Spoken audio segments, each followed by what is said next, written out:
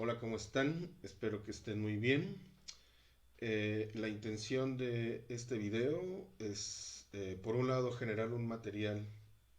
didáctico, un material audiovisual, con la finalidad de que el otro aprenda, o que en este caso, que está dirigido a estudiantes del nivel superior, vean y aprendan cómo se trabaja un texto, o mejor dicho, vean una alternativa para trabajar un texto de manera crítica.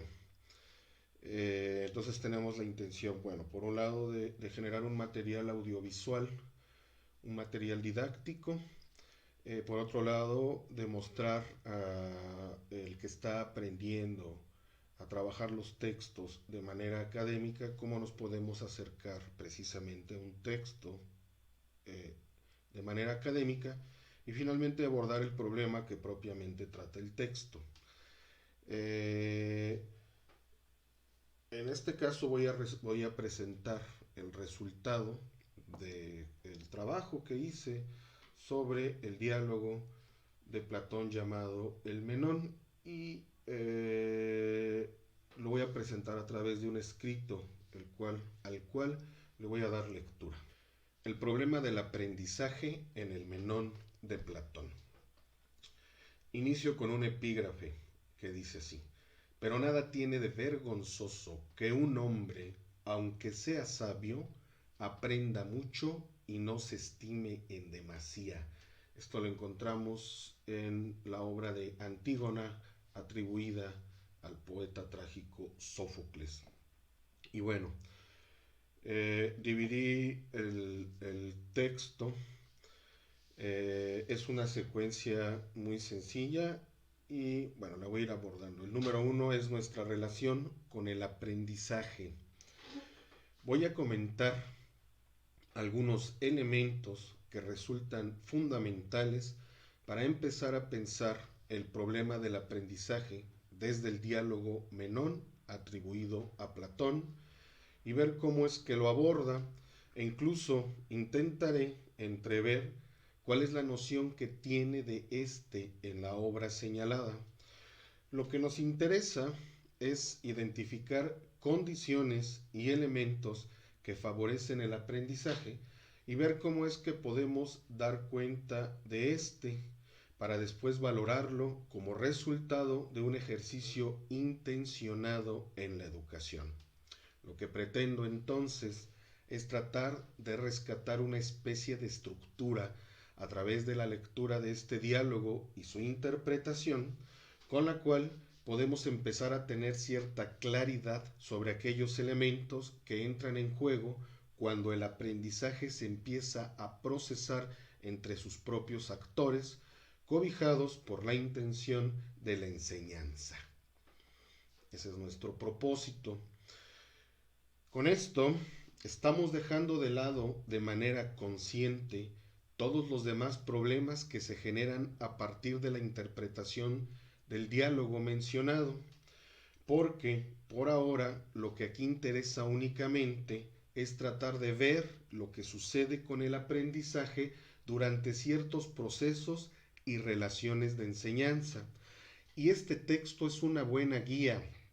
Primero, porque Platón marca una importante tradición en el terreno educativo, particularmente hablando, y de manera general, en la exploración de la complejidad humana. Así, elementos tales como el diálogo, la argumentación, el pensamiento lógico, el ejercicio crítico, el aprendizaje que parte del interés del sujeto, el aprendizaje que pretende abordar y resolver problemas contextuales, el papel de las emociones en la educación y el aprendizaje vinculado a la situación política, entre otros, son abordados en el extenso corpus platónico y permanecen presentes en algunas tradiciones filosófico-pedagógicas actuales, como es el caso de México en esta segunda década del siglo XXI, y que ya se verá conforme avancemos en las siguientes líneas. Nos acercamos a este texto haciendo un ejercicio de interpretación con nuestra lectura, poniendo atención primero a lo que se dice literalmente, para después leer entre líneas, centrándonos concretamente en lo que hacen y dicen los personajes al momento de interactuar en la obra, pensando así sobre el posible significado de las relaciones que representan y sus reacciones, tomándolas como otro texto que tiene otras cosas que decirnos, en este caso, sobre el problema del aprendizaje en el terreno de la educación. Para explicar esto, pongo una nota que alude a un texto de Mauricio Beuchot que se llama Hermenéutica Analógica y Educación, y Beuchot dice, de hecho,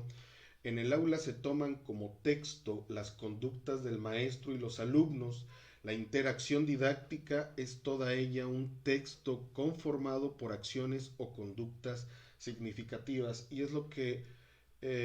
al leer este texto de Platón,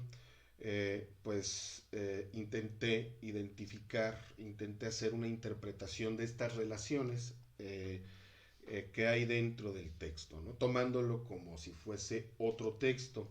Para lograr esto, iré citando algunas partes de la obra que servirán como hilo conductor al ir avanzando en el camino para lograr su interpretación y comentarios. Y bueno, el Menón es un diálogo peculiar y enormemente adecuado a los intereses de todo aquel que pretenda decir algo realmente relevante con respecto al aprendizaje en el terreno educativo. Pues, aunque se trata de un texto que aborda el problema de la virtud, guarda un vínculo importante con el aprendizaje, porque precisamente la primera se convierte en un problema cuando queremos definirla y más aún cuando queremos después reproducirla de manera intencionada en otros o en nosotros mismos, lo cual nos coloca de inmediato en el terreno educativo y concretamente en el ámbito de las relaciones de enseñanza y aprendizaje.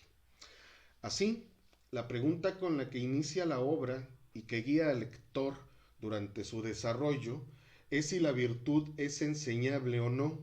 o si se adquiere con la práctica, o bien se da por naturaleza o de alguna otra forma. Y cito textualmente esta parte que es muy peculiar y es tal cual el inicio del texto en la edición, en la traducción que estamos consultando. Dice, está hablando Menón y así inicia este diálogo. Dice, ¿podrías decirme, Sócrates, si la virtud es cosa que se enseña, o si no se enseña, sino que se practica, o si ni se practica ni se aprende, sino que la tienen los hombres por naturaleza o de algún otro modo? Y pongo bien la referencia para que el lector interesado pueda ir a consultar esta parte del texto. Bueno, pues a partir de lo que se dice aquí, a partir de esta pregunta, podemos ver que nos relacionamos con las cosas no solo a través de la enseñanza, como cuando aprendemos alguna técnica porque alguien más nos enseña. Por ejemplo, las enseñanzas de Gorgias a sus discípulos, entrenados para responder a lo que los demás preguntan, como veremos enseguida, sino también a través de la experiencia, como cuando aprendemos algún arte tal como la ejecución de un instrumento musical que hemos llegado a dominar con la práctica constante. Más aún, el aprendizaje que tenemos de las cosas puede ser parte de nuestra propia naturaleza. Por ejemplo, haber nacido con algún don para acceder a ciertos aprendizajes, como sucede con los adivinos y los magos del mundo antiguo, o bien las revelaciones que experimentan algunos místicos. Podemos decir entonces que hay cosas que se aprenden porque alguien las enseña, hay otras cosas que aprendemos por nosotros mismos a través de la práctica y otras más que aprendemos porque nacimos con ese saber y finalmente aquellas que aprendemos porque nos fueron reveladas de alguna otra manera. Ante este panorama de posibilidades sobre nuestra relación con el aprendizaje de las cosas y pensando en nuestro contexto educativo, Iremos guiando esta interpretación poniendo en especial énfasis en las cosas que podemos aprender de los maestros que las enseñan y en aquellas que se aprenden con la práctica, porque finalmente podemos pensarlo como un estado de aprendizaje que puede ser inducido por el maestro. Entonces, y de acuerdo con lo anterior, de entre las distintas posibilidades de aprender y a las que podemos tener acceso comúnmente a través de la educación formal, son a las cosas que se pueden aprender porque se pueden enseñar y aquellas que se aprenden con la práctica, las cuales podrán inducirse o generarse de manera indirecta, puesto que tener acceso al aprendizaje de otra manera excede los límites del aula en estos tiempos modernos.